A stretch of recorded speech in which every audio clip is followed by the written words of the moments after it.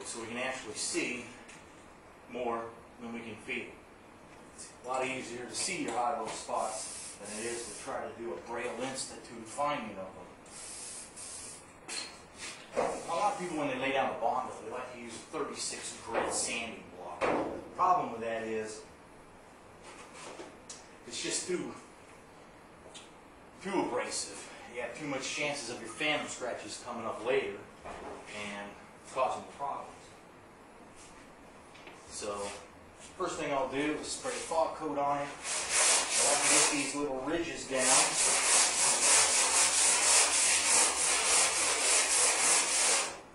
And then I'll use 80 grit to do my sanding with. It's going to take you a little bit longer, but in the end, it's going to give you a flatter surface.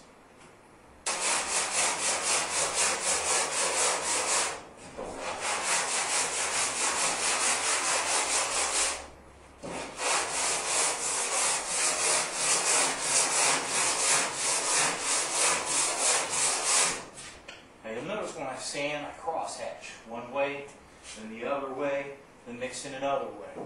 The reason you're doing that is if you keep sanding the same way each time, the sandpaper is just going to move in and out of the grooves.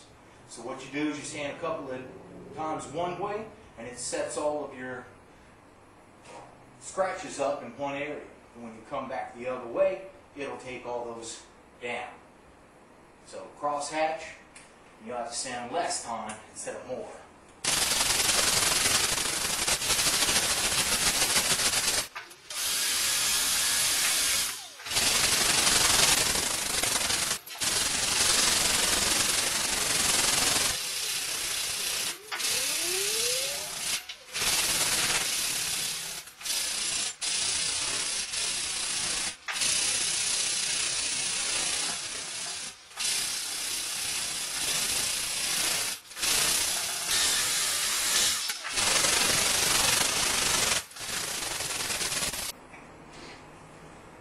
Accomplish in doing it this way is to get your rough area pretty much smoothed out.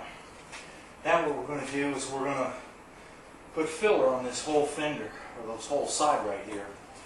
The reason we're doing that is that it's 50-year-old metal. There's dings and scratches and high-low spots that you just can't see.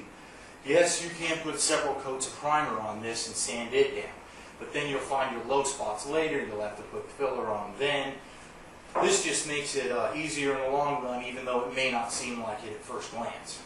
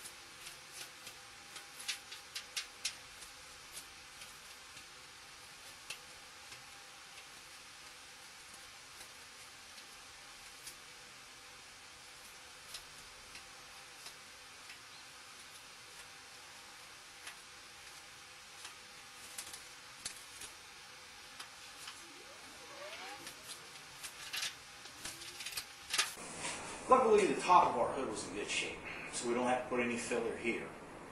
The sides and the front, where it gets dinged and scratched up a lot, we've got a thin coat of filler on. We're going to sand it down gently and smoothly with 80 grit first, then we'll go 150, 220, and 320. You don't want to sand it all the way down. You want to keep it up just a little bit. We'll put a coat of primer on it after we're done sanding our filler. Then we'll sand it to the lowest possible point and put another coat of primer on for our block sanding.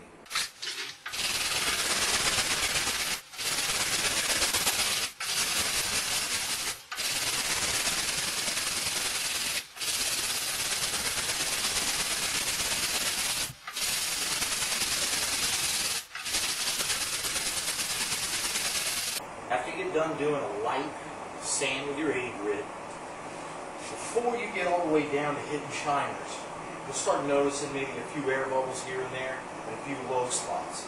So you want to stop for a little bit and go ahead and fill those in now. Okay, we've done our 80 grit sanding of our filler. You don't want to go too far. You sand back into these dips, you're just going to have to put more material on, sand it back all again, wasted all your time.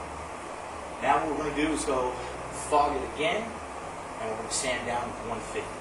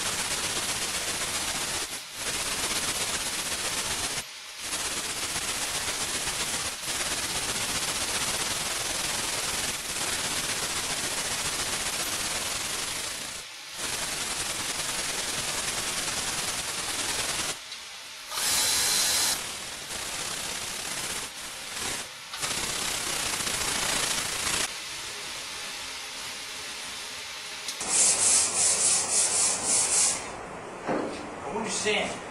Don't try to dig into it and get it all done fast. What you're trying to do is a nice light sand over so that you hit all your high spots, but you don't dig into your low spots.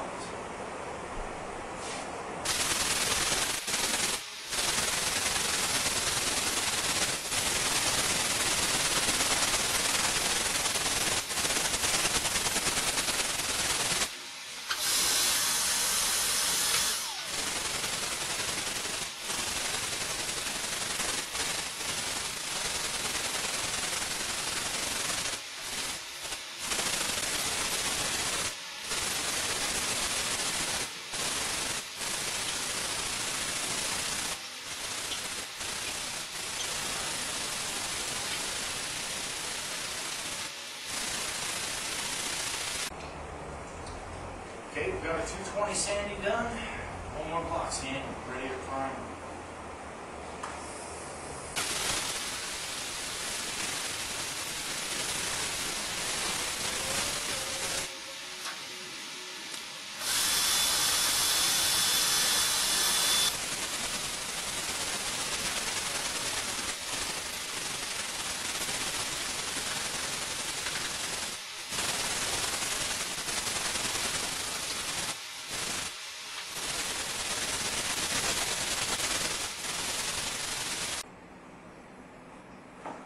Okay, we've got our hood all sanded, inside and out.